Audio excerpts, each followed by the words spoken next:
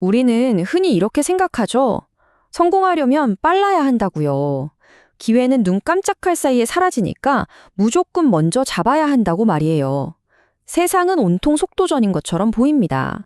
주식 시장의 실시간 차트부터 쉴 새 없이 울리는 알림까지 세상은 우리한테 계속 외치는 것 같아요.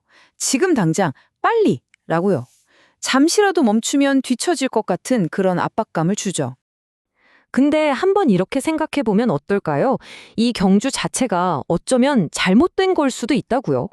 가장 똑똑한 사람들은 애초에 이 속도 경쟁에 참여하지 않는다면요? 어쩌면 우리가 진짜 가져야 할 가장 강력한 무기는 우리가 그동안 너무 쉽게 버려왔던 바로 그 시간일지도 모릅니다. 네, 오늘 이야기의 핵심이 바로 이 시간을 어떻게 활용하는가입니다. 이 속도라는 신화가 대체 어떻게 우리를 함정에 빠뜨리는지, 그리고 그 함정을 정말 기가 막히게 피해간 한 사람이 있죠. 바로 워런 버핏입니다. 그의 이야기로 한번 들어가 볼게요. 그는 과연 어떻게 다른 게임을 했을까요? 보세요. 세상은 정말 정신없고 단기적인 게임에 목숨을 거는 동안 버핏은 완전히 다른 게임에서 이기고 있었던 겁니다.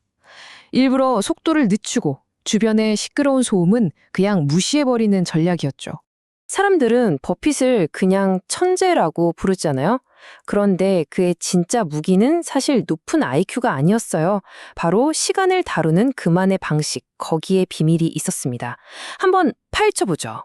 이건 버핏이 직접 한 말인데요. 들어보세요.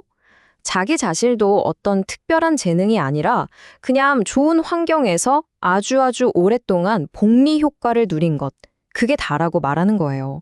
그의 삶이 이걸 증명합니다. 자, 그의 인생 타임라인을 한번 볼까요? 50세가 될 때까지 물론 성공한 투자자였죠. 하지만 지금 우리가 아는 그런 전설과는 거리가 좀 있었습니다. 진짜 이야기는 바로 여기서부터 시작돼요.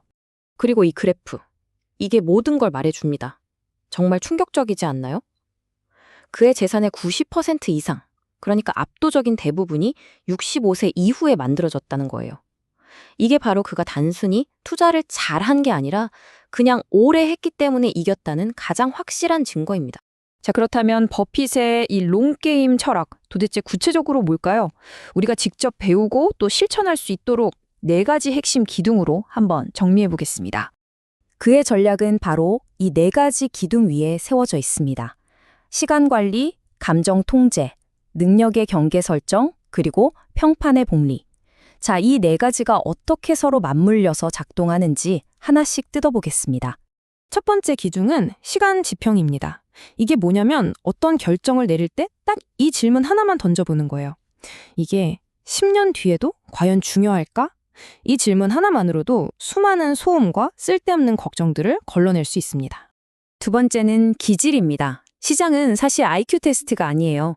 오히려 혼돈 속에서 얼마나 평정심을 유지하는지 보는 일종의 담력 테스트에 가깝죠.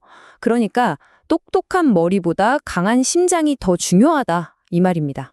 세 번째는 능력의 범위입니다. 아주 간단해요. 내가 완벽하게 이해하는 영역 안에서만 움직이는 원칙입니다.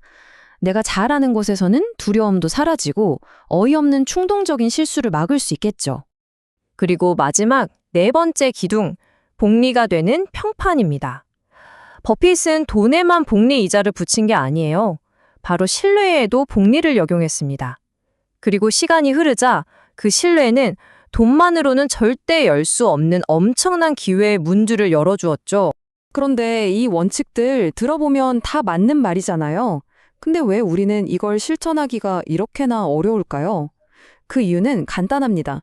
우리를 둘러싼 이 세상 자체가 단기적인 생각만 하도록 교묘하게 설계되어 있기 때문이에요. 바로 이 문장 그대로입니다. 우리 주변의 모든 게 우리의 집중력을 뺏고 시간 계획을 압축시키고 자꾸만 빠른 성공만을 쫓도록 만들어져 있어요. 그러니까 우리는 이런 환경과 싸워야 하는 겁니다.